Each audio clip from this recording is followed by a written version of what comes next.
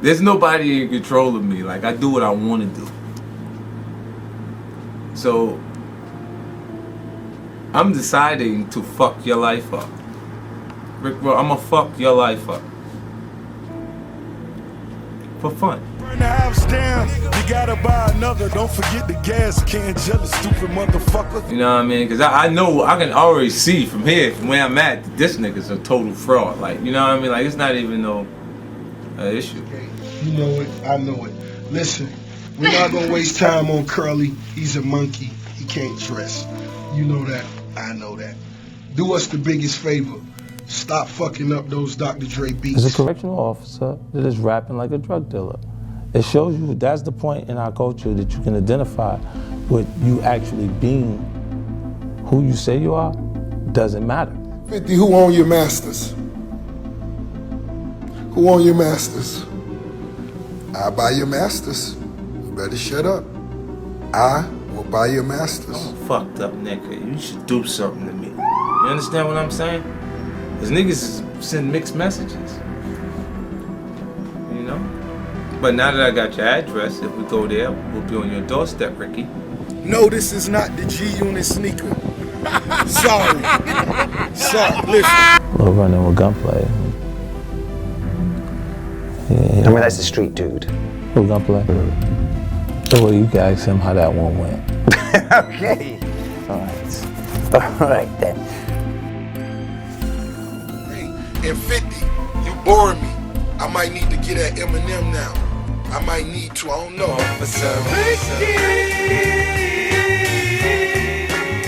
Shut the fuck up. I have less compassion than the average human.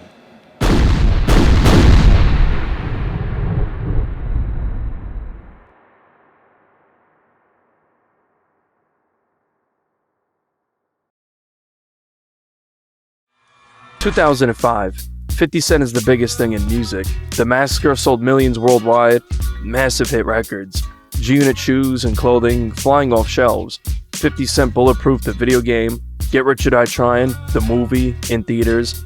The soundtrack was also released with some hit records. 2005, 50 Cent might be the biggest peak a rapper ever had. But when you're at the top for too long, people want to see you go back down to the bottom. As we enter the second half of the 2000s, hip-hop was going through a transitional phase.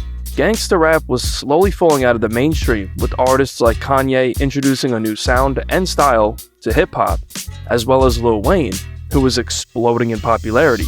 The tough gangsta image that 50 embodied was fading. Gangsta rap dying meant that 50 Cent was going to decline in popularity. Subgenres like trap were taking over, with artists like Young Jeezy, Gucci Mane, and of course, T.I. 2006 was a turning point in hip-hop. For the first time in several years, there wasn't really a rapper that was dominating the year like previous years. In March of 2006, Rick Ross dropped his debut single, Hustlin'. The record was extremely hot and peaked at number 54 on the Billboard Hot 100. Ross became a star after this record, and this song started a bidding war. Ross received offers from Puff to become Bad Boy's next star, Irv Gotti to essentially try and revive Murder Inc., and Jay-Z, who was the president of Def Jam. Ultimately, Ross ended up signing a multi-million-dollar deal with Def Jam, being that one of his idols was Jay-Z. Ross had actually been rapping for nearly a decade at this point, and originally under the stage name Teflon the Don. He made his initial debut on Eric Sermon's 2000 album Eric Onassis. Ross was on a roll, dropping his second single Push It on May 17th, followed up by his debut album Port of Miami on August 8th, 2006. Ross shipped about 187,000 copies in the first week. The record would be certified gold months later in November. Ross modeled himself after former drug lord Freeway Ricky Ross, which is where he got his rap name from. Ross was essentially portraying the persona of a major drug lord on his records. What the public didn't know at the time was that Rick Ross didn't really do any of the crimes that he was rapping about. Ross was another rising star in the rap game that was adopting the new trap sound that was trending in hip-hop. Meanwhile, 50 was getting ready to drop his third album. In early 2007, a beef broke out between 50 Cent and Cameron after the two got into a heated argument live on the radio. This would prompt 50 to drop a diss record aimed at Cameron called Funeral Music. On this record, 50 Cent actually referenced Rick Ross. 50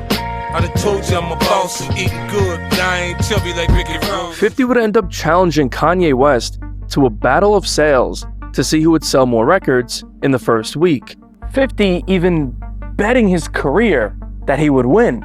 With the rapid decline in 50's popularity and the untimely death of gangsta rap, it was no surprise that the majority of the listeners would side with Kanye West. Ultimately, 50 would end up losing the battle of sales. This would officially mark the end of the 50 Cent era and gangsta rap as a whole. In 2008, the landscape of hip-hop had completely changed, with Lil Wayne now being the biggest name. On March 11th, 2008, Ross would drop his second album, Trilla. It ended up performing better than his debut, shipping about 198,000 copies in the first week. The record would be certified gold just 2 months later. Ross was heating up, and eventually he would get his own imprint from Def Jam called Maybach Music Group. It would be in the summer of 2008 where tensions between 50 Cent and Rick Ross would begin. In June, at the BET Awards, 50 Cent and Rick Ross would both attend. According to Rick Ross, he would end up running into 50. He claims that 50 gave him a dirty look, and that's where the friction would begin. At the time, Rick Ross was working on his third album, Deeper Than Rap. 50, on the other hand, was beefing with Lil Wayne, who was closely associated with Rick Ross, as the two frequently collaborated with each other. 50 also had beef with DJ Khaled, ever since he dissed Fat Joe back in 2005. Khaled was a member of Terror Squad. Ross, being the smart businessman, could have seen beefing with 50 as an opportunity to elevate his career. Beefing with 50 Cent was always looked at as self-sabotage, being that 50 thrived in beef. But times were different. The landscape of rap changed, and 50 was no longer the head of the table. The majority of fans around this time were tired of 50 after he had been dominating for several years. Even when 50 was going at Wayne, it did absolutely nothing to affect Wayne's career in the slightest. Ross decided to go forth and diss 50 Cent on wax. Ross would begin the rollout for his next album, Deeper Than Rap. In January of 2009, Rick Ross would do an interview with MTV. He would say that he has this record dropping called Mafia Music, and the record was going to cause a lot of problems. On January 24th, Mafia Music was leaked on the internet. On the record is where Ross would take the first shot at 50 Cent on wax. Burn the house down, you gotta buy another. Don't forget the gas can, jealous stupid motherfucker. What Ross is referring to here is an incident that took place in May of 2008. According to 50's ex-girlfriend and baby mama, Shaniqua Tompkins, 50 Cent allegedly promised to give her his multi-million-dollar house located in Dix Hills, Long Island, New York. 50 wanted her and their son to leave the house. Tompkins' lawyer claimed that 50 signed an agreement that would give her half of all of 50's earnings as a hip-hop star. After Tompkins refused to leave the home, on May 30th, the house caught fire at around 5 a.m. Arson investigators claimed that the fire was deemed suspicious, and Tompkins would tell the New York Post that 50 Cent was the one that she believed set the house on fire, claiming that earlier in the week, she got threats from 50 Cent that someone was going to visit her, and at around 4 a.m., she claimed that someone threw a Molotov cocktail inside the home. Rick Ross is basically feeding into Tompkins' narrative that 50 Cent set the house on fire to not give her the home. This certainly caught the attention of 50 Cent, so immediately 50 started researching Rick Ross's background. At this time, Rick Ross was involved in a dispute with the mother of his child, named Tia, over alleged unpaid child support. 50 paid for the transcripts to that court case to gather more information on Rick Ross. 50 found out that in July of 2008, it was revealed that Rick Ross was formerly a correctional officer for 18 months back in 1995. A photo would even surface of Ross during his time as a CO. 50 had all the dirt he needed, and now he was ready to respond to Rick Ross. You think you know me? Officer Ricky, go ahead, try me. This was 50's response to Mafia music.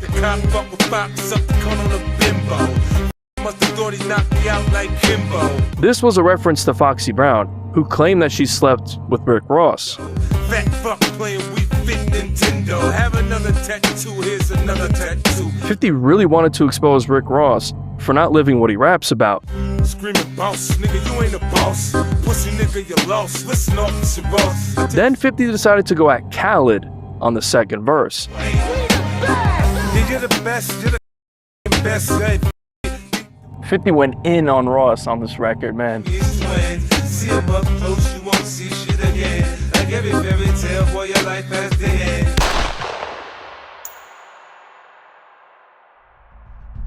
On the morning of January 30th, Ross would do a call-in interview on Shade 45 with Angela Yee on her show Lip Service. During the interview, he would speak on his issues with 50 and responded to 50's Officer Ricky record, saying it was weak, and he gave 50 48 hours to come back with something stronger. Let's talk about the B-side of the new single, Mafia Music, where you're going at a lot of people. And one of them, of course, is one of our bosses up here, 50 Cent. Now, I was trying to figure out, I had all kinds of theories on where these problems started from. Is it because of Lil Wayne? Is it because of DJ Khaled? Did something happen between you two personally? So, well, really, it's nothing that could be really personal, buddy. You understand? It's like a UFO. You understand? He a nigga that I actually seen at the BET Awards, and I had different intentions for him. And when I went backstage and I bumped into him, he made an expression on his face that kind of disappointed me, being a real nigga. So, you know, I just I gave him a pass, and we just kept it moving, you understand? But at the same token, it was just time to let niggas know what the real was. All right, so it's all because of an expression on his face? Like, what kind of expression? It's deeper than rap, baby. It's deeper than rap, but that's, you know, that was just one of the things that you know, like when I finally got the opportunity to bump into him, I actually intended on having words with him. Mm-hmm. But he kind of disappointed me, so, you know, he kept it moving. You know what I mean? So it's all love, you know? So now he has a song. Have you heard his response song to you? Nah, I can't wait to hear it. All right. Well, he has a song out that actually just came out yesterday, and it's called Officer Ricky. Now, are you going to respond back to him after this? Oh, I heard that, but I was positive that couldn't be the response. Oh, Can't be fucking joking. New York City. It's the Mecca of hip-hop, right? Yes, it is. The fucking response. All right, so can't assault mafia music like that. Tell them I'm gonna act like we all gonna act like we didn't hear that garbage. We gonna give you another 48 hours. All right. Take your time. Yeah. Go back in the lab and come up with something. 50 took his challenge and came back with something the next day, but it wasn't a diss track like Ross was expecting. He uploaded a video on YouTube called Warning Shot. In the video, 50 would tell his side of the story, saying that he doesn't even know where the beef came from. 50 said that Ross dissed him to build excitement for his upcoming album. Ross called in, had an interview, you know, but what was interesting is she asked him like where this shit came from or like what he said. We got Rick Ross on the line. What's up, Ross? What's up, B? Shit came out of the clear blue sky to me. I didn't know what the fuck the nigga was talking about when I heard it. And then what he said was so whack that I didn't even know if the nigga was meant it or he was like, you know what I mean, some sideways shit. So anyway, she asked him where it came from, and he said from the BET Awards. Now, I ain't never had a conversation with these niggas. I don't know these niggas. I know your name. I seen your video. Other than that, we ain't got no business together. We ain't got no reason to even be talking to each other, right? So niggas think that it's an opportunity to create energy or like a excitement for the actual release of their record And I understand that it may be more attention than you usually get, but it'll be the kind of attention that when it goes away, you go away completely. Like there's nothing else left for your ass. You completed, done. You know, and your company, the system might actually feel like it's a good idea for the moment until they realize that I won't 50 stop. then vowed to fuck Rick Ross's life up and would pull up transcripts from Ross's family court case. He would further elaborate that before making rap music, Rick Ross was a correctional officer for 18 months. This was now getting real personal. There's nobody in control of me. Like, I do what I want to do. So, I'm deciding to fuck your life up. Rick Ross, I'm gonna fuck your life up. For fun. You know what I mean? Because I know, I can already see from here, from where I'm at, that this nigga's a total fraud. Like, you know what I mean? Like, it's not even no issue. But I paid for the transcripts to your court case. Just in case. I really didn't want to know the court, that actual family court shit. I really wanted your address. You see me at the BET Award. You see me by myself. Everybody at the BET Award saw me. I don't even remember seeing this nigga. This the illest shit is, I don't even remember like in passing. Like you so unimportant that I don't even remember walking past the nigga or anything. Shit is crazy, you know what I'm saying? But I'm gonna fuck your shit up. Now I know you. Know so much new information about you that I think it's fair to say I know you now. And everybody else will know you. Real soon. You get a chance to see some interesting shit. I know your name was Teflon. I know you was sleeping on Greg Street couch, trying to get a deal at Swap House. I just know you're a bum, like a fucking bum. You know what I mean? So I'm gonna continue fucking your life up. And Cal is a too. He's a B. Your niggas are suckers. Suckers. I see him at the BET Award. That's funny. Like, I remember seeing Khaled, but I don't remember seeing Rick Ross at all. Nigga told me he gave me a pass. Well, don't give me no pass, man. I don't deserve passes. I'm a fucked up nigga. You should do something to me. You understand what I'm saying? Cause niggas send mixed messages. You know? But now that I got your address, if we go there, we'll be on your doorstep, Ricky. We can make it, you know, the way it's supposed to be. Like, you know, good. I know you know Noriega, the real Noriega. Oh shit, Ricky's friends are outside. You hit him? There they go. Oh man, Ricky's crew. He said he got a $2 million crew in New York City. He was talking about the NYPD. I got a $2 million team of niggas in New York. That's who you was talking about when you said you got a $2 million crew in New York City? 50 Cent would then debut a new cartoon series on ThisIs50.com called Officer Ricky. You have to identify yourself as a police officer. I need legal representation. Officer Ricky, is there any possible way you could tell your fellow police officer friends to let me up out of here? You wouldn't have did this if you were still on slip and slide. Khaled told you to do this to me? Yes, I'ma get that motherfucker. boss. You think you lost your shoe deal because of me? Yes, It's because you're a cop, Rick. Nobody likes the fucking cops, Rick. It's not my fault. boss. 50 wasn't done trolling. He had something crazy up his sleeve.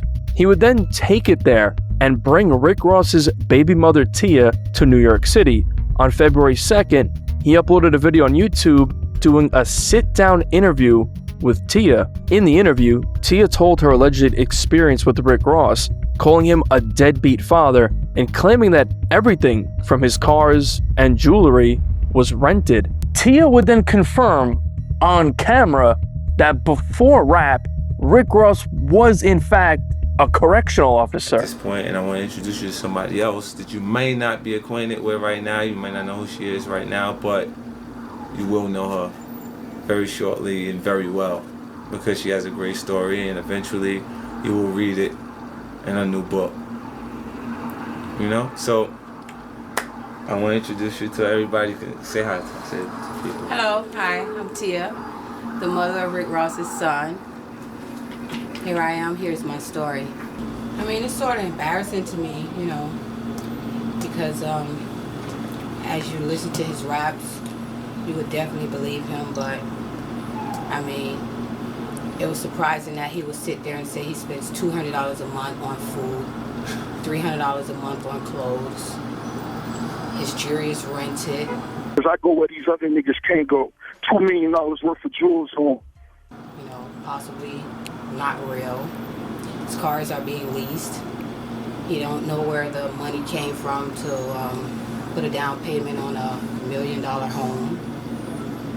And, you know, it's just sad, you know, and I just want to prove the facts. Let me ask you a question. Did you know Rick while he was working in law enforcement? He was a correction officer. So we're clear he was a correctional officer? Yes, he was.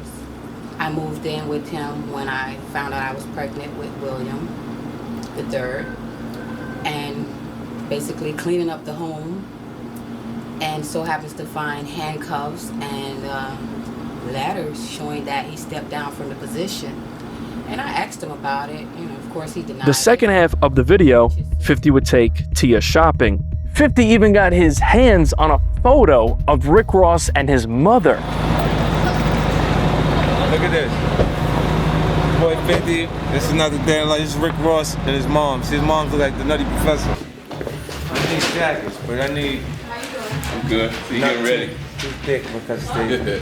So you get ready? Miami weather. And the evening time, like where you can go out. Ross came back with his response diss track a couple of days later called Kiss My Pinky Ring, Curly.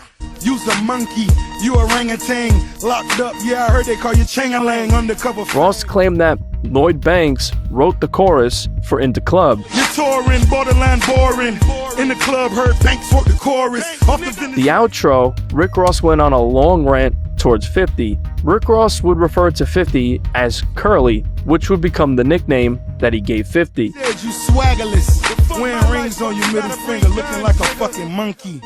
Yes. Ross launched a website called thisiscurly.com, where he would promote his album Deeper Than Rap, while also trolling 50 Cent. Rick Ross would Photoshop 50 Cent's son Marquise Jackson's face on a monkey's body. He then posted the photo onto the website. Then 50 would begin another series trolling Rick Ross called Pimpin' Curly, where 50 would embrace the Curly moniker that Ross gave him. Yeah, he said the motherfucker down south calling me Curly. Can you believe this shit after all I done for these motherfuckers? Yeah. Officer motherfucking Ricky, nigga, when I catch you, I'm gonna cut you, nigga. Hey, Ross would then release his own animated diss towards 50 and the rest of G Unit called Gay Unit Workouts. Damn, Fifth. Let me help you, son. Get in on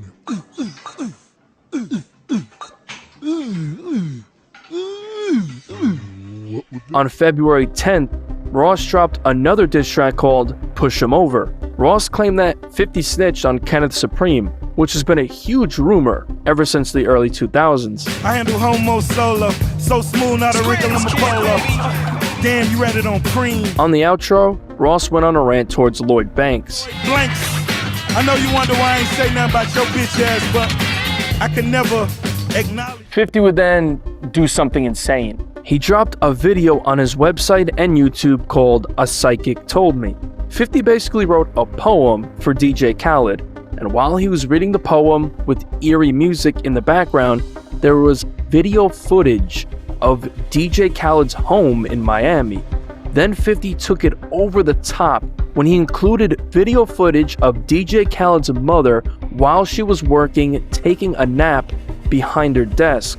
He even had photos of DJ Khaled's family included in the video. According to 50 Cent himself, French Montana was actually the one who allegedly recorded the footage for 50. This was nothing short of terrifying. It was straight out of a horror film. Not the kind of nigga you should fuck with, B. I'm special.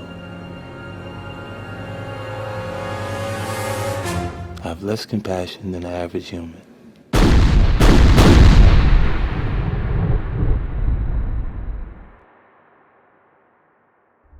The next day, on February 12th, the video would be deleted, as well as the photo of 50's son that was photoshopped onto a monkey's body. On this day, 3 separate diss records would come out of 50's side.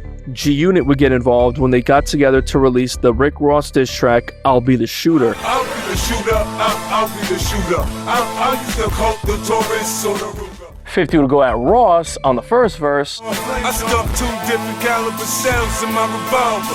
38, 32 rounds, you got a problem. Banks would then go at Ross on the second verse, directly referencing Ross's upcoming album Deeper Than Rap. It's been deeper than rap. I eat shit, go to sleep in my gat.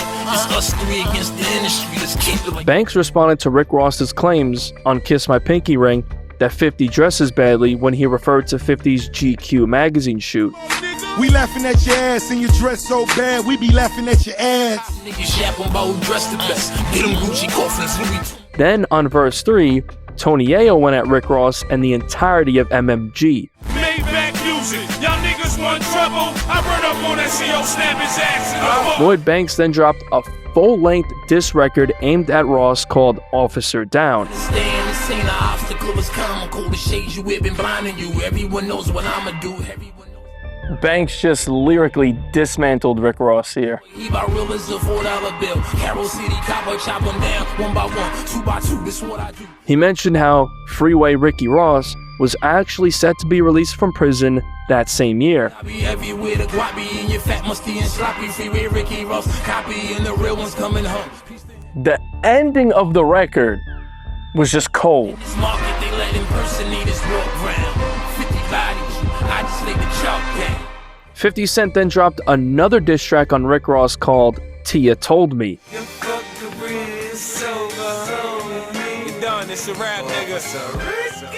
50 continued making fun of Rick Ross's weight. I stab a hole in your fat back with the black hawk. Who got your back now, Ricky, huh? Who got your back? He again reiterates that Ross doesn't do what he raps. Acting like you moving, blowing the streets. Nigga, where I'm from, we got the hustler E, and you the police. 50 then goes at Fat Joe and Khaled on the second verse.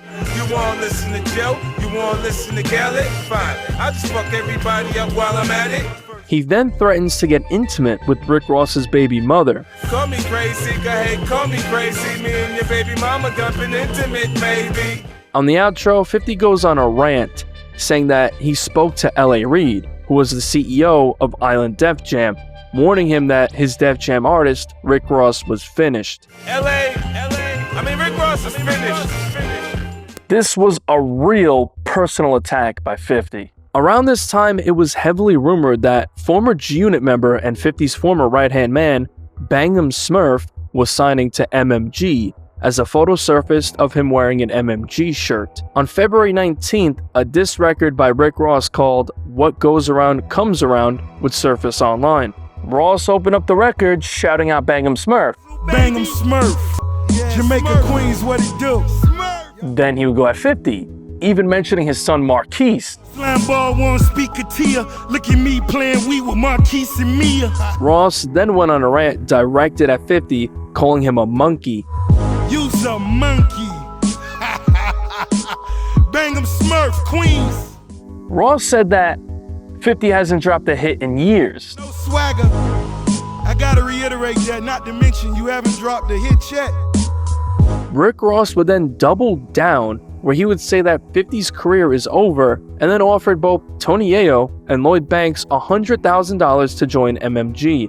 Tony Yayo would then respond to this with a diss record of his own called Somebody Snitched, along with a music video aimed at Rick Ross. Tony Yayo went in on Rick Ross. Larry Davis, Rick Ross ass with the Glock. Your life is fabricated. What bricks you moving? Yayo claimed that Ross is going to be the next Ja Rule, and also dissed Khaled. Niggas fuck with Rick Ross. Hell no, he po-po. He the next Ja Rule. And Khaled. He called him a YouTube gangster. They made back 57. It's looking like a neon. You YouTube gangster, whole ass nigga. This beef was now becoming G-Unit versus MMG. Got Def Jam looking like the 4 building. A CEO talking about drugs. On March 12th, 50 dropped the 4th Officer Ricky cartoon, and he would release a trailer for a tape that features Rick Ross's other baby mama, Lastonia Leviston. 50 had bought the tape from her ex-boyfriend after they broke up. 5 days after the trailer, 50 would release the full 13-minute tape on his other website, BooBooTV.com. 50 would edit the tape, dubbing his own commentary over it. On the commentary, 50 wasn't just attacking Rick Ross, but also going at Listonia. This would be something that would come back to haunt 50 in the future. Ross, on the other hand, was still rolling out his album. 50 and Ross would end up going back and forth on various interviews. The Rick Ross thing is too, because there's like a conflict with another rapper, and you, Bobby, turned me on. What you did was what everybody would want to do. Right. The guy was, I guess, what was he, just shit-talking you for nothing? Yeah, he just came pretty much because the album's going to come. He looked for additional publicity by, saying different things. And then he called me Curly. And when you call me Curly, it's like, like Mo, Larry, and Curly.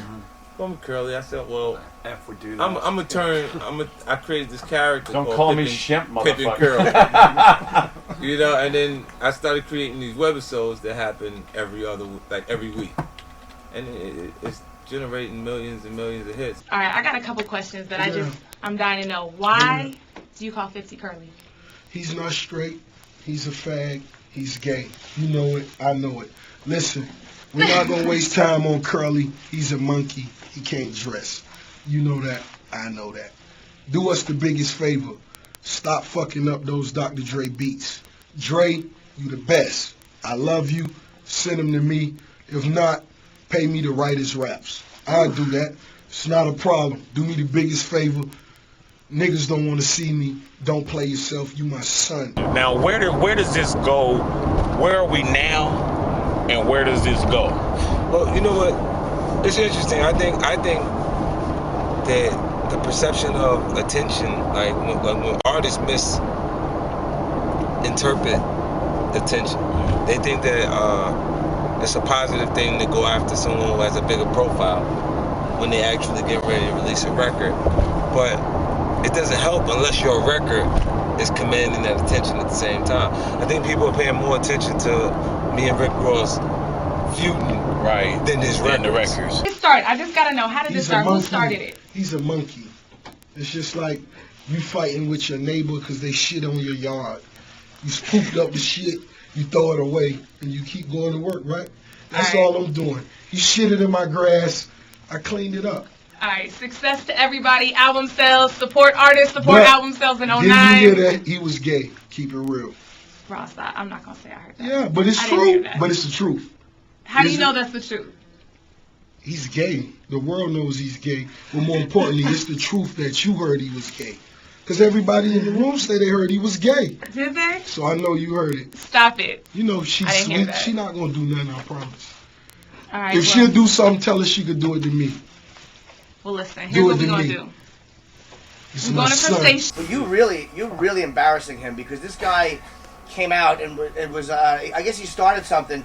Yeah. So what you do is you come on and you go, I'm going to fuck up your life, and, which is really got to be unpleasant to hear. But it's the stuff you'd want to do, because immediately you think, like, all right, there's two rappers going at it, there's going to be a problem. Yeah. This is just embarrassing shit. He takes the guy's ex-girlfriend, the mother of the guy's son's mother, flies her in and takes her and her girlfriend out on a shopping spree. They buy he fur wasn't coats. doing it. He wasn't doing it. Somebody got to do it. God damn!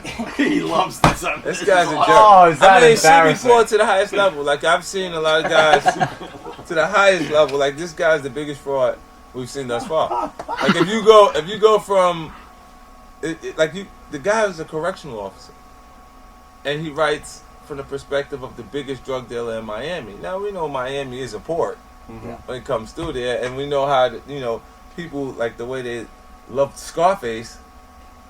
His infatuation with that got him. He done created this new character. Actually, the guy's name that he took, Rick Ross, Freeway Rick, he gets out next month.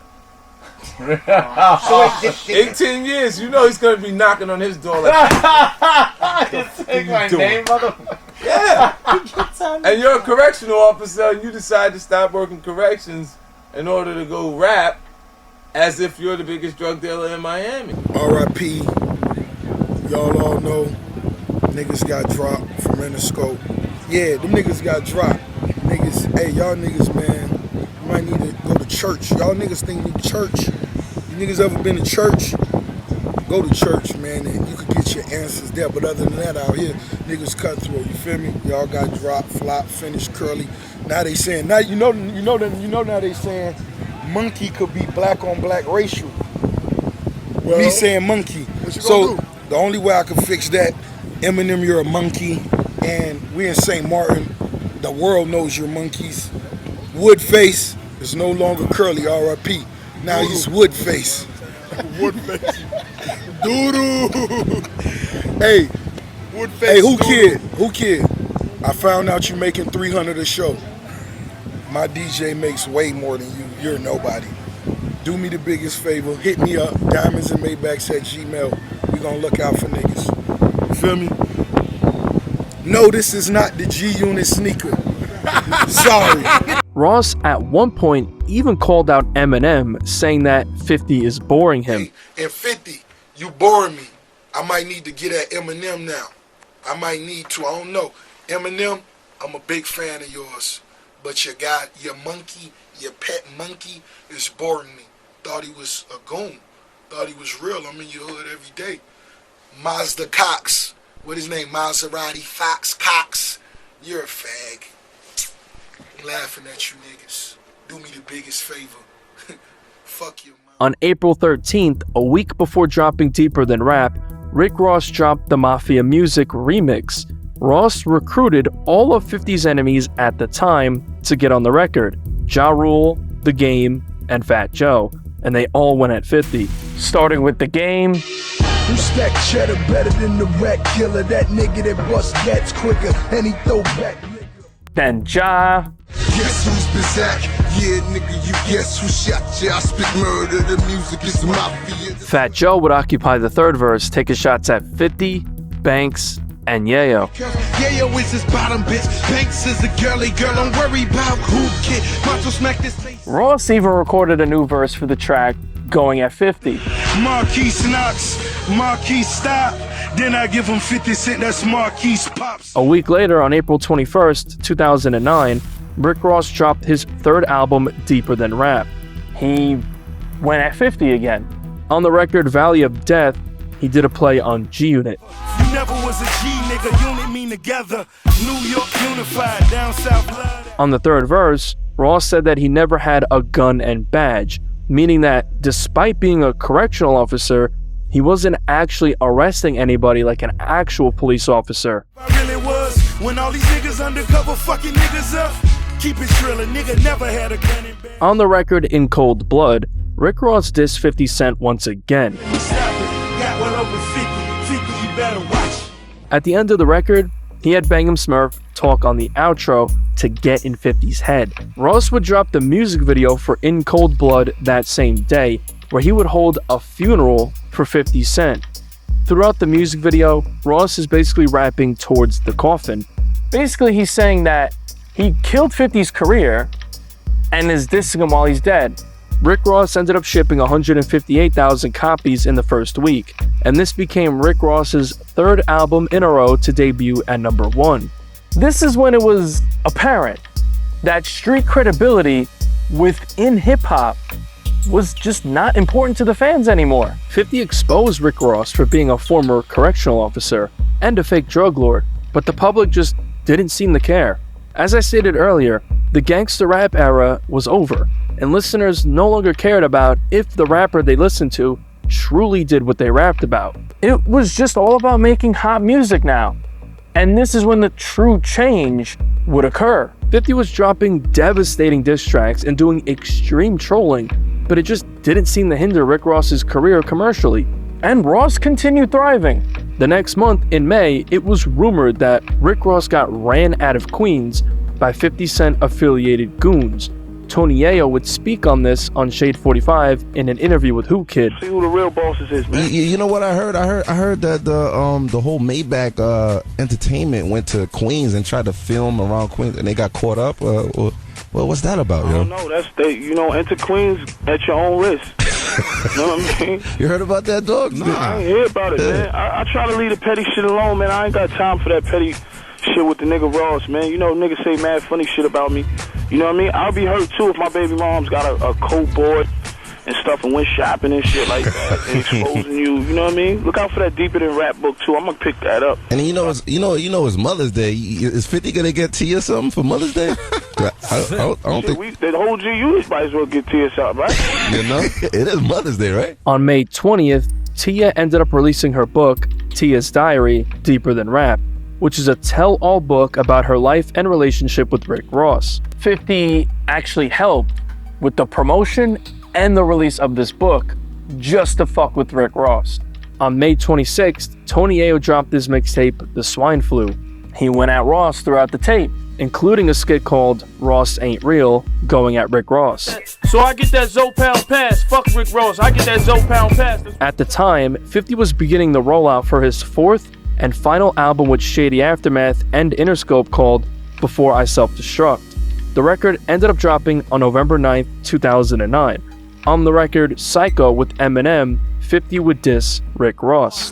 When I'm through with Ricky, it'll be blood that'll cough up. I heard back a soft. The record ended up shipping around 160,000 copies in the first week and debuted at number 5, which was about the same exact numbers that Rick Ross sold in the first week with Deeper Than Rap. But 160K first week wasn't a flop for Ross, given that he consistently sold around those numbers the first week with every album he dropped at that point. On the other hand, 160K first week is an enormous flop for 50 Cent standards, because we were used to 50 selling over 500,000 records in the first week with his last 3 records. As I mentioned earlier, the mainstream audience was just over 50 and his style at that point. 50 would fully transition into the film industry after this album. 10 days after dropping the album, 50 Cent continued trolling Rick Ross by taking Tia and Rick Ross's son on a trip to Floyd Mayweather's mansion, which is the ultimate disrespect. It's Floyd's spot. We in Vegas doing real big. I got the boys with me. Say hi, man. Say hi. What's up? What's up? So we're gonna tell you. What's up? This is 50.com. It ain't nothing. It ain't nothing. In 2010, something would change the trajectory of this beef forever. On February 25th, 2010, it was reported that Rick Ross's baby mother, Lastonia, filed a lawsuit against 50 Cent over the sex tape that 50 posted of her a year prior. The lawsuit says that as a result of the tape that was posted without her permission, it caused her to suffer emotional distress. She also sued for unauthorized use of her name or image. Now keep this lawsuit in mind, because it's going to play a huge role later on in the timeline. In November 2010, Rick Ross and actress Elise Neal were spotted out in public multiple times, sparking relationship rumors. Elise Neal and 50 Cent actually had a short-lived relationship back in 2003. In early 2011, 50 Cent would make his return to music by dropping songs promoting his new Sleek by 50 headphones. On February 2nd, 2011, he dropped the track called Old 2003 Ferrari. 50 would take a shot at Rick Ross, mentioning how Ross was getting with his ex, Elise Neal. He even showed photos of them together on the music video that he uploaded to his YouTube channel. It's so 11, why that Maybach a 06? This nigga boo-booed up with my old bitch. In October of 2011, it was reported that Rick Ross suffered 2 seizures. 50 would react days later on Twitter, actually speaking positively, saying that Ross has to take care of himself and that he does not wish death on any man. Ross responded in early November, saying that if 50 was genuine about what he said, then he appreciates the well wishes. A week later, 50 told MTV News during an interview that the beef with Rick Ross wasn't personal and that it was a battle, not beef. People started to think that the 50 Cent and Rick Ross beef was finished, but that wasn't exactly the case. In October of 2012, 50 Cent, along with his G-Unit entourage, would end up getting into an altercation with MMG member Gunplay. 50 and his crew jumped Gunplay. Now, I can't show the footage on YouTube, but they beat the shit out of Gunplay. During the beatdown, someone from 50's entourage would end up snatching Gunplay's MMG chain. Footage would then surface a week later with 50 Cent bowling while wearing Gunplay's MMG chain. 50 is a professional at this shit. To add more fuel to the fire, in January of 2013, 50 dropped a record called Major Distribution with Snoop and Jeezy. Jeezy and Ross were engaged in a public beef at the time as well. But 50 decided to disrespect MMG even more by putting the missing chain on Kid Kid's son and including it in the music video. 50 would later deny that this was Gunplay's chain and saying that he had a jeweler recreate the chain. A real gangster never admits to committing a crime. MMG chain in the Major Distribution video. Where did that come from? What's going on? Oh, it came from a jeweler. Jewelers, they made it, and we got it, so they ended up putting it in video. That's what rappers do. Rappers put jewelry in videos. Right, but they usually don't put their rival rappers. Yeah. I thought it would be unexpected, like when you see ASAP with a Death Row hat on. You know, it's cool. It's just it's interesting. Like you look and say, something's out of place. Okay. All right, so this wasn't. There was rumors of a missing chain. This came from a jeweler. This wasn't that chain in question. Rumors today's you can't believe everything you hear, man. Later that month, it was reported that someone shot up Rick Ross's Rolls Royce while he was driving, causing him to crash into an apartment building. 50 Cent would react to the situation, laughing at Rick Ross, and even claim that it was staged for publicity. Despite 50's comments, days later, Meek Mill said that he wants 50 and Ross to squash their beef in an interview on Shade 45. Frank in Milwaukee, go ahead. Hey, what's up, Meek, man? Keep shining. I like what you're doing. Let me ask you this, though, man. I know you got a good relationship, or it looked like a respect, for, with 50. You ever thought about maybe, killing the, see what you could do to squash the beef between Ross and 50? What they got going on, man. They grown men, man. They're going on for a long time. If I could, I would. I knew 50 before I ever even got signed with Ross. So, when I signed with Ross, it was only, I couldn't just act like I don't like 50 at all. You know what I'm saying? That'd be fake of me. So, you know what I'm saying? If I could, I would. I don't like saying nobody I know go through anything. You know what I'm saying? Because I don't want to be in the middle one day and you got to choose sides. In November, Rick Ross would say that he took nothing personal in his beef with 50 Cent while on The Breakfast Club. The fact that I never really felt that personally. At the end of the day, where we come from, when it's real, you bury, you see real things happen, I just called it, buffoonery or whatever it is. I was enjoying The beef would bleed into 2014, as 50 Cent would take his antics over to Instagram, posting this photo of Rick Ross and Diddy looking like they're kissing each other. Letting 50 Cent have an Instagram was a fucking mistake. 2015 would be the year when that lawsuit from 2010 would come back to haunt 50. In May of 2015, TMZ obtained documents that 50 Cent had filed a lawsuit on Rick Ross, claiming that Ross was the one who posted the tape first. 50 demanded that Rick Ross should be handling the expenses. In July, it was reported that 50 Cent was ordered to pay $5 million to Rick Ross's baby mother, Lastonia. 50 was gonna do everything in his power to get out of paying her that money. So what did 50 do?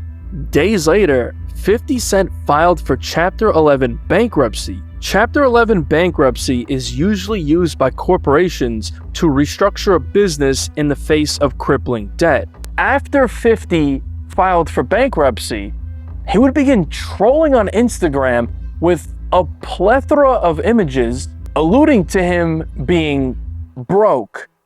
Whether it was laying in a pile of money, eating money sandwiches, posting up in front of a smart car, posting himself in a vault full of money, money in the refrigerator, and most infamously, spelling the word broke with bands of $100 bills, which 50 later claimed was prop money. It's no puzzle that 50 Cent can wipe his ass with $5 million. It was deeper than that to 50, because if he paid Rick Ross's baby mama the $5 million, that would mean that 50 took a loss in this beef. Not only would it be a win for Ross, but 50 does not let anyone screw him out of money without getting some sort of lick back. Meanwhile, on the 22nd of July, Rick Ross drops the Wingstop remix. He would take a shot at 50, clowning him for filing for bankruptcy. 50 financial woes, I never speak of them. Years ago, pimping Curly, we know we eat to them. 2 days later, it was reported that 50 Cent must pay an additional $2 million for punitive damages. Now the total was $7 million. 50 would then testify that the lavish lifestyle that he lives is just an illusion, playing into being broke and not having the money to pay out the lawsuit. 50 would not end up getting out of paying the lawsuit, but later settled down the amount to $6 million and would agree to pay off the debt on a 5-year payment plan thanks to his bankruptcy filing. He would end up paying the debt off early, using some of his own money and money that he received in a future lawsuit settlement. Now, 50 Cent had to formulate a plan to try and get some of his money back out of Rick Ross. Back in June of 2015, Rick Ross and his bodyguard were arrested and charged with kidnapping and assault. They allegedly forced the victim, who was allegedly Rick Ross's groundskeeper, Jonathan Samudio, into the guest house, down a hallway, and into a bedroom.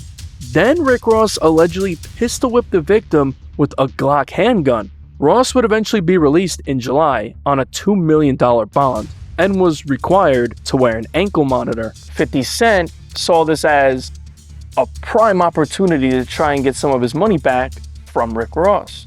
In early September of 2015, Rick Ross released the mixtape Black Dollar. On the record Geechee Liberace, he went at 50.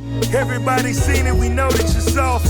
Heard you went and got a lawyer, you niggas is lost. On the track Icon, Ross says that he made it by himself and didn't need the help of Dr. Dre and Eminem, which is a clear shot at 50. I did it by myself, so it took me some time.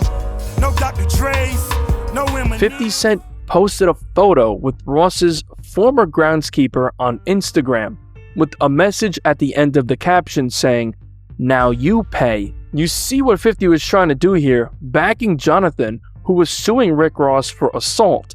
So now, Rick Ross has to pay just like 50 had to pay out Rick Ross's baby mother. Like I said, 50 wasn't just going to sit back and pay $6 million. He was going to try his best to make sure that Rick Ross takes a loss financially as well.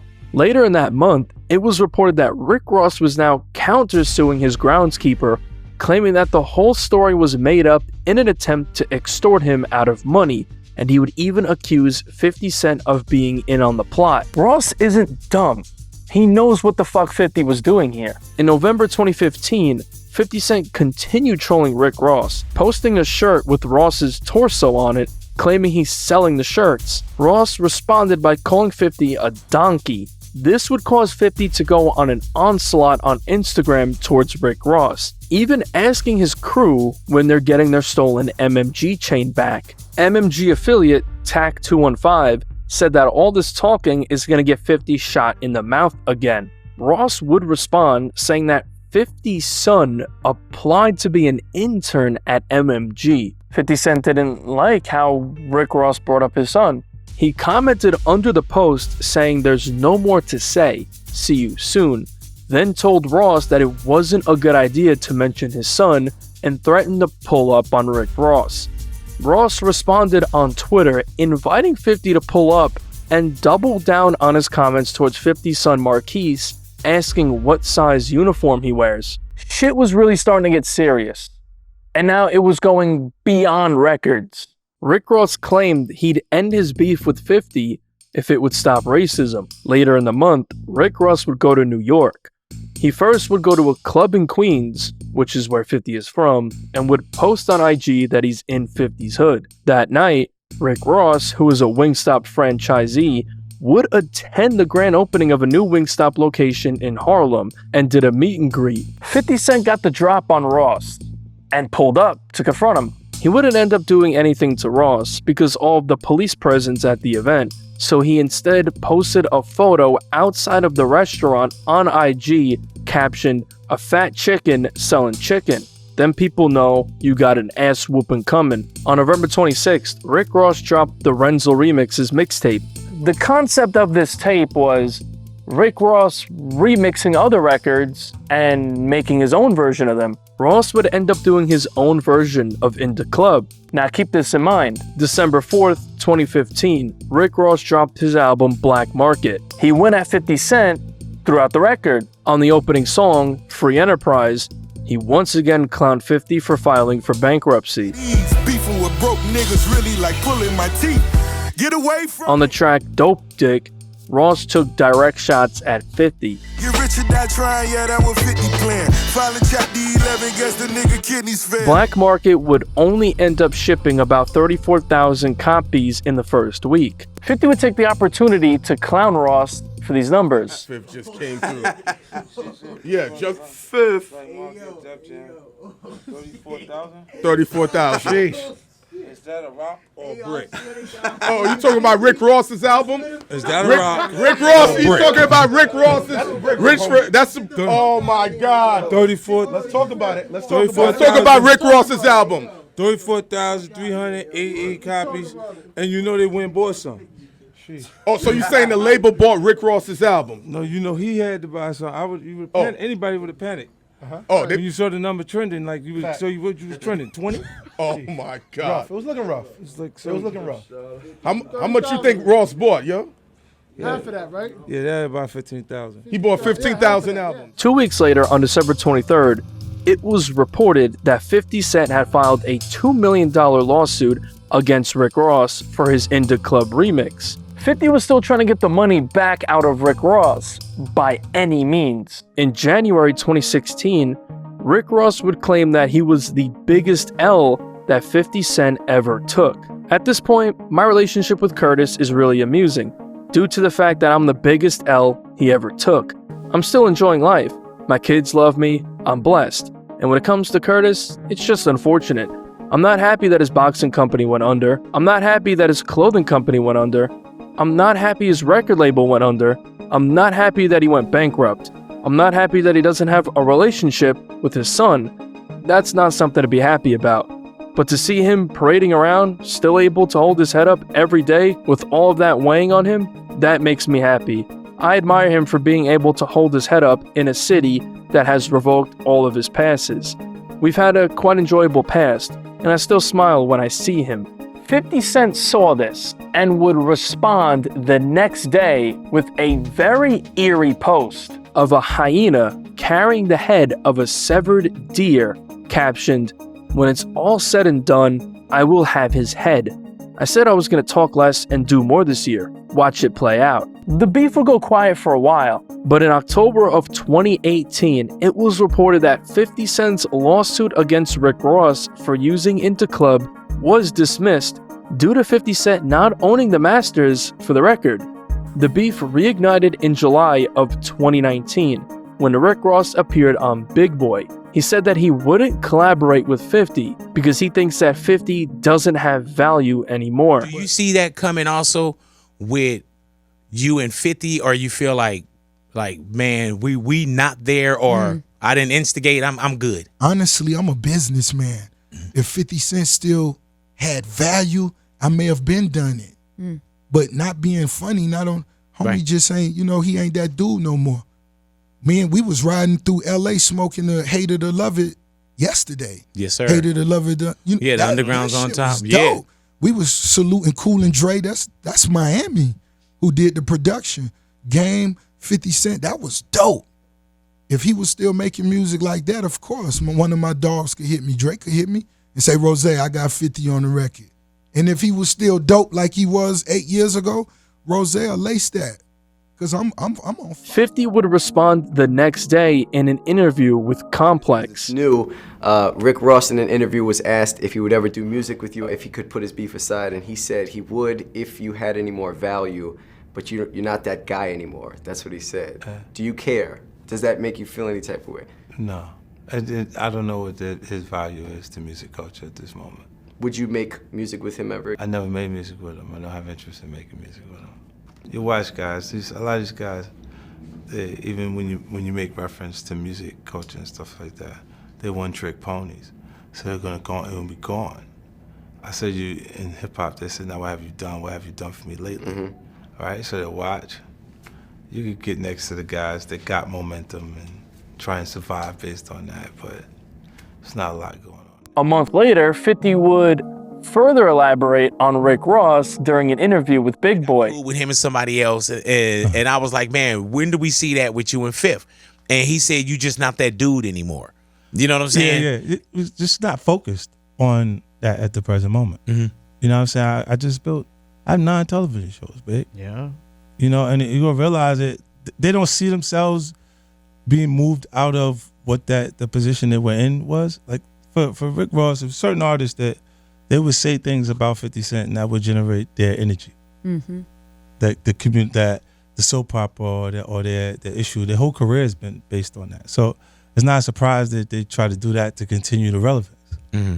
You know, and I'm looking going, good luck, because you're trying to sell a CD at the present moment and I'm not trying to sell music. Mm-hmm.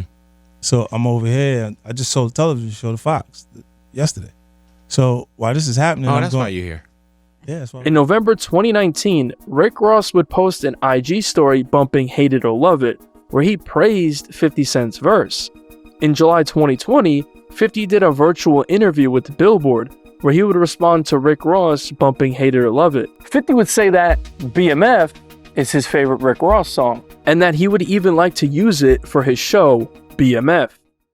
No, the song that he did that was dope was I Think I'm Big Meech. BMF. I think I'm Big Meech. Harry Hoover. Yeah. At some point, that has to play in the BMF series. The next month, in August, it was reported that Rick Ross had won the legal battle with 50 Cent as 50 tried suing for copyright infringement once again. Rick Ross would take to Instagram to celebrate his victory. Then he had a business proposal for 50 if he wants to use his song BMF for his show. The other guy that want to use or potentially want to use my record BMF for his show. What I want you to do is spend a small change. The bottle now has to be a light up bottle. The bottle with the button at the bottom. So when you hold it up, I want it to glow. I want it to glow. The bottle may run you $10 more, but I'm sure you got that. But but everything else stay the same. Nothing changed. Just a glow bottle. So for everybody that's asking, is this a friendship? Far from. This is business. 2 businessmen possibly conducting business. But I want you guys to be involved. I'm gonna let you guys have a poll. You pick the bottle, the rosé bottle, the black bottle, or the gold bottle. You know, this is a big opportunity for Curtis. This is the fastest growing champagne in the business. Spirits, Luke Belair. Hey, hold that thing up high like this. And I'm gonna consider that for your little show, man. But you gotta hold it up. The next year, on December 10th, 2021, Rick Ross did an interview with GQ, where he would speak on 50 Cent. The interviewers would ask if he would do a verses with 50 Cent. He replied, "You gotta ask yourself, would he come and do a verses with Rose? I mean, you gotta ask yourself, honestly, would he come and stand next to Rose in the arena or wherever it would be? That's really your question. I don't even think it's a question if I would do it. That shit light." Then he would speak on 50's show, BMF, claiming that 50 made $250,000 for the entire first season. Man, I saw the first episode. I was just trying to support the homie Meech. The dude's in the street. I'm a real dude. I could put my issues with 50 to the side. I know he may have made $250,000 off the whole season. I'm happy he made that quarter. Then the interviewer would laugh at Rick Ross's backhanded compliment. You know that's what he made. Why you laughing like that? And make sure you put all those details in. I'll never let you interview me again if you take that out. Keep it. But look, I know he made $250,000 off the whole season, and that's good. Tell him I said, congratulations. Fast forward to late 2023, Rick Ross did an interview with Complex and claimed that everything 50 Cent does sucks. On November 10th, 2023, Rick Ross and Meek Mill would drop their collab album, Too Good to Be True. The album ended up shipping around 31,000 copies in the first week. The next month, while on his final lap tour, 50 would clown these first week sales numbers. What is this? It's only gonna get worse. When you sell 31,000 and 9 CDs, I shouldn't talk to you. I'm out here, yeah. I'll scrap you. Crazy, big dog. Crazy. They don't know him. I keep asking them about these niggas, they don't know. Rick Ross would respond. Just got a DM say, Rose, we believe 50 Cent just made a comment about you online. I seen it and I said to myself, y'all don't know 50 Cent like I do. He wouldn't do that. For one, his bitch dream chasers. She been a dream chaser bitch for many years, still is.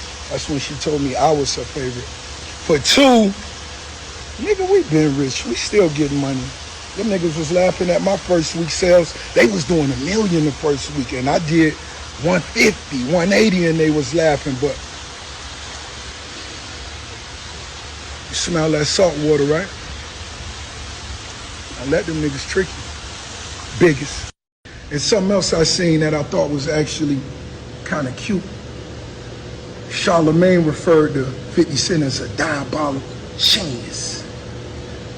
And me, thinking the way I think of Charlemagne, he would know better than that. A diabolical genius doesn't file foreclosure, doesn't find diabolical. Nigga just having a little fun.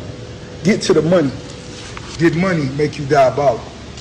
That's what make you diabolical, Charlemagne. Stop dick riding. Hey. When you talk to Rose, just know my pinky 700. You heard me? You heard me? You heard me? You heard me? That's that McQueen, that's that Purple Rain. Purple Rain, Purple Rain. I'm the biggest, nigga. Stop. Nigga know what time it is. Triple tourbillon. That shit don't even got a battery, nigga. That's solar power. The next day, 50 would post a photo claiming that his Diddy documentary that he was planning on doing would see the proceeds going towards the victims of SA. 50 would put Rick Ross's controversial lyrics from his song You Ain't Even Know It on the second slide, then a picture of Rick Ross and Diddy on the third slide. In July of 2024, things heated back up when it was reported that Rick Ross got jumped in Canada for playing Not Like Us at a Vancouver show. 50 would, of course, comment on the situation. He started off by posting a video of the altercation, captioning it, LMAO, The Great Escape, call the chasers, they are chasing me, LOL. Followed up with the video on his story. I just saw a very unfortunate situation that took place in Canada, and I wanted to say to everyone, that I hope that brother made it home safely. I hope that he now has a different perspective and a better sense of what to do and what not to do while you're out in the world, That part where the young guy went he did this little move and shit and got knocked the fuck out, right there. That does not reflect him. That reflects his camp. And he might need to go get the Dream Chasers or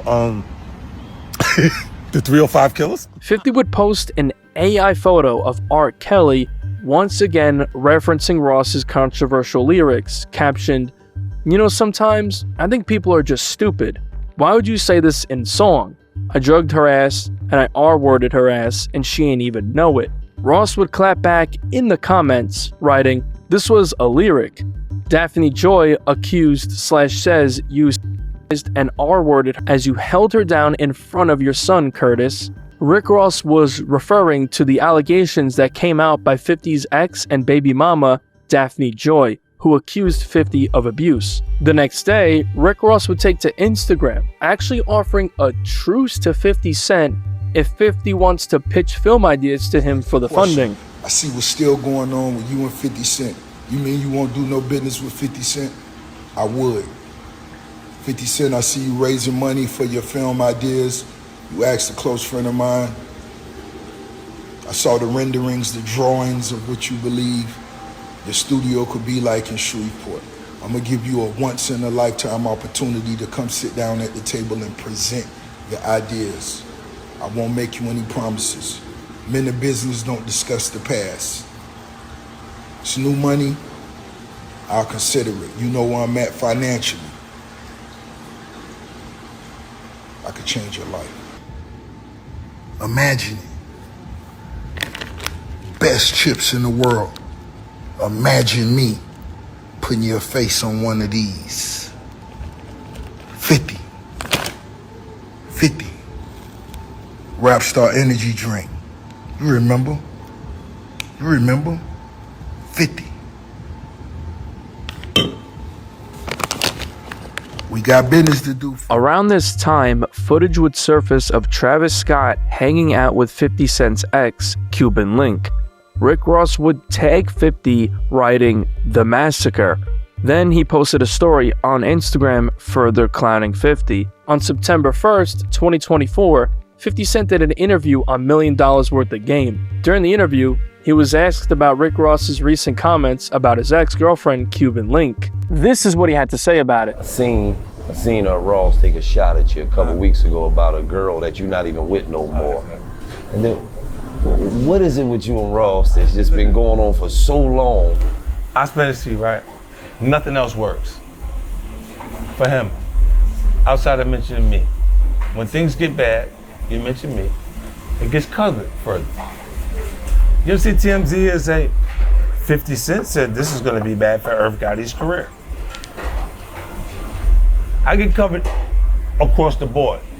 They get covered on the hip hop blogs. It is what it is. And you watch because I have nothing else to say. You just see it happen periodically as it goes. You know, you see that big white elephant, that property he lives at? It costs more than the nightclubs. He's in the nightclubs. Yeah. We know what they can give you. They can't pay you more than they can pay you because the room can't hold enough people for them to give you the money to stay there. You can stay until you're a squatter, holding on to the leg of the chair that they're moving. But that's what it is. It's just a part of presentation. Yeah. Come on, bro. You can see this. You don't need me to say this. You know this. Yeah. Look at it.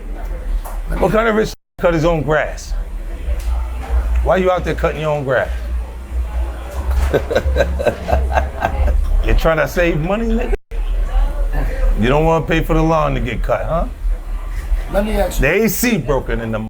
Ross would quickly respond on his IG story, where he would question why 50 was supporting Drake in his beef with Kendrick Lamar, claiming that he betrayed Dr. Dre by doing so, since Kendrick was signed to Aftermath at one point. Ross also responded to 50, who called him broke for mowing his own lawn. I just seen a clip of the Wallow show where he was interviewing 50 Cent and the other little dude asked him a question, small talk. But ultimately, the question that should have been asked was, you jumped out there during the beef, the West Coast versus the Canadian, and I thought Dr. Dre put you on. I thought Dr. Dre was the set. I thought you was loyal to Dr. Dre. You mean you went with the Canadian over Dr. Dre? Who you say changed your life? I thought loyalty. But you did shut the fuck up once the Canadian took the L. You got totally quiet. You did. So we gonna put it at. And 50 Cent, whatever you trying to do in Shreveport, I understand the land is very inexpensive. So that's why you chose that. But you could put that on the other side in my backyard. I got another 150 acres on the backside. I won't even notice whatever y'all little thing is y'all doing. We wouldn't even have to cross each other's paths. I'll put you way in the back. Trust me, y'all can film all y'all little whatever shows. Ghost Part 9. In October of 2024, it was reported that BMF co-founder Big Meech was being released from prison after nearly 20 years behind bars. Of course, 50 Cent and the son of Big Meech, named Lil Meech, had a close relationship as Lil Meech starred in 50's show BMF, which paid tribute to his father's organization. In January of 2025, a clip surfaced online of Big Meech hanging out with none other than Rick Ross. to promote an upcoming concert where he was going to perform his hit song BMF. Of course, 50 Cent was not going to be happy about this, and this would cause a falling out between 50 Cent, Big Meech, and Lil Meech. 50 would begin his social media onslaught, calling Big Meech a rat. Rick Ross would chime in, calling 50 hurt. Nigga took a picture with Rick Ross. You like a put your back against the wall and just slide down. Biggest boss, I've been separating myself from these broke because they don't understand the rules to the streets. You understand? Don't know owe you nothing, homie. Nigga don't owe you nothing. Y'all get money together, y'all get money, keep moving. All that extra. You don't even have a relationship with your own brothers, your own mothers and fathers. How the fuck you gonna act like you real close with me? Stop all that fake capping shit, nigga. That's why you niggas ain't got no money. You need a loan, come see the boss. When it's on, come see the boss. If niggas hating, if I ain't said nothing to you, nigga, I may wanna do something to you, nigga. Fuck 50. That nigga's a pussy. Nigga ain't got no paper. Tight clothes nigga be wearing a Yankee hat with a Casablanca button up with the collar halfway turned up. Stop. In March of 2025, 50 posted a photo on IG of a poster of a tour called the Millennium Tour, with Rick Ross being a special guest. In the caption, he took aim at Rick Ross, saying, "Dudes get quiet when they gotta open for Bow Wow. Boss. He not a surprise guest. He can't sell a ticket, LOL." Then posted another photo, doubling down, writing, "So nobody noticed this fool is opening for Bow Wow? $30K a night. Dude trying to sell wings and car show tickets." Rick Ross would respond in a video by threatening to buy 50's masters. No, that they say I was the only person that fucked 50 Cent up. I ain't know that. I'm gonna be honest. Tony Yayo told 50 Cent himself. Y'all could Google it. Tony Yayo said, I wouldn't do that if I was, cause Tony Yayo know them niggas ain't got no money. Come on, man. Look at Tony Yayo and Auntie Murder nigga. Them niggas need facials. Oh, niggas whose skin ain't even right, boy. But look, 50. Boy, I see you struggling making that G-Unit film studio out there in Louisiana where that cheapest land at. You thought you was gonna be able to do it. You thought you was gonna be able to get them loans, and it ain't. What's wrong? What's taking so long? I know you want to make your mama one of them walking stars thing put down there. Fuck how your mama live. Nigga, make her own walking star. Let me get one of them Bel Air bottles to hold up on these niggas. Man, you heard what I just said? Them niggas skin bad, man. You see that nigga Auntie Murder? Nigga ain't never killed nothing. But that nigga need a facial so bad. When I be seeing them blackheads on them niggas' skin, damn, them niggas doing bad. And 50, stop. You left your last hoe because of something they said had to do with me. Don't leave Tony Yayo that. Come on, don't leave Louisiana. Don't quit like that, because you showed niggas the picture of how you wanted it to look. We call it renderings. You had the renderings, then you try to go get them loans, and ain't nobody loan you that money. You ain't even built the G-Unit studio yet. That might be why when I stood next to Meech, your knees buckled. Your knees buckled. Put your back against the wall. Po nigga. You po hustler. 50, who own your masters? Who own your masters? I buy your masters. You better shut up. I will buy your masters. In July 2025, a video surfaced of Rick Ross on a yacht with his new supermodel girlfriend. 50 would troll Ross by posting an AI photo of himself on a yacht, writing, "Your man was looking real saucy kissing that boy on that boat. That's not AI." Rick Ross would respond, "Curtis, you so infatuated with my lifestyle. You see me out on the yacht with a black, beautiful woman. And I hope you don't have anything against black, beautiful women, Curtis. I mean, what are you insinuating here? I mean, and we know you just had your heart shattered when you found out what we found out. We all found out together. And we know that's the mother of your youngest son, little Bruce Leroy. Man, but you got to give a beautiful black woman an opportunity, Curtis. We know you may have been hurt. You're a hurt hoe, but get over it, man. Enjoy a glass of fine bubbles and move on in life. Be happy. Days later, Rick Ross would elaborate further when he would bring 50's youngest son, Sire, in the mix, saying that he will take care of him and buy him a puppy. So 50, look, I mentioned your youngest son, Bruce Leroy, me taking him fishing for the first time, watching him catch his first Dover sole. That ain't a snapper.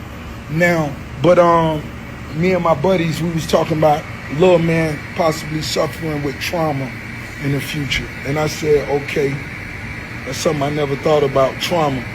But if he is suffering from trauma or needs any assistance, I'm gonna be here for him. I would love to get him a puppy. What kind of puppy?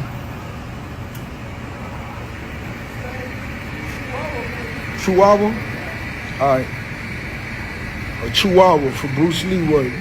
Then Rick Ross would post an IG story questioning why 50 didn't renegotiate his contract for ownership of his masters after he dropped Get Rich or Die Trying. Let's get back to business. I got a question. 50 Cent, after your first album went diamond, no one around you thought it'd be a good idea to renegotiate that horrendous contract you was in for ownership of your masters after that first album?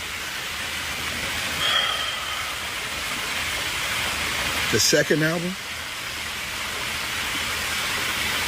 Third album? The fourth album? Yo, who got fucked worse, man? Who got fucked worse?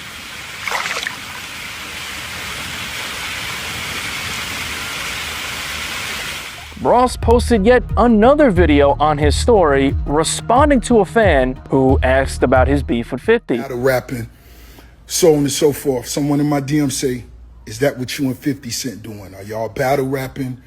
Is it beef, real beef? Well, I'm gonna say this. Beef, it could be complicated, but I done took 50 Cent youngest son, Bruce Leroy, AKA what? I done took him fishing before. And he loved when I do the wah noise. You know, I used to see him all the time over there. But I guess one day his mom may have been creating content on Star Island somewhere, and he was walking around on his second lap. I invited him to the back of my crib. I put bread on a fishing pole, cast it. I watched Bruce Leroy catch his first Dover sole. Man, I felt proud. What? Little man. What's up, In September of 2025, Tony Yayo would appear on Club Shay Shay, where he would speak on the beef between 50 Cent and Rick Ross. Ross and 50, right? Ross is not, they got a beef because 50 didn't say what up to him. That's just a New York thing. Right. At one of the awards. I wasn't there, but that's how it sparred. Right. Nigga ain't say what's up to me. Cause down south, y'all have more of a... Yeah, hey, how you doing? Nigga, bring you an apple pie to your crib. Nigga. So when you look at the whole Ross situation, right? Mm-hmm. And I know he probably gonna go in, yo, I'm in my pool, you, whatever. Cause I don't care about all that material shit. My higher power's up there. Right. Right? So for me, like, you just mad, you have a beef with a nigga cause a nigga didn't say what up, but that's just more of a New York thing. Right. As a correctional officer that is rapping like a drug dealer. It shows you that's the point in our culture that you can identify with you actually being who you say you are doesn't matter. That's the point where if it sounds good, they're fine with it for a short period of time. You can tell they're over it now. But they went for it. There's nothing there. You know what I'm saying? Like gunplay, we had a little run-in with gunplay.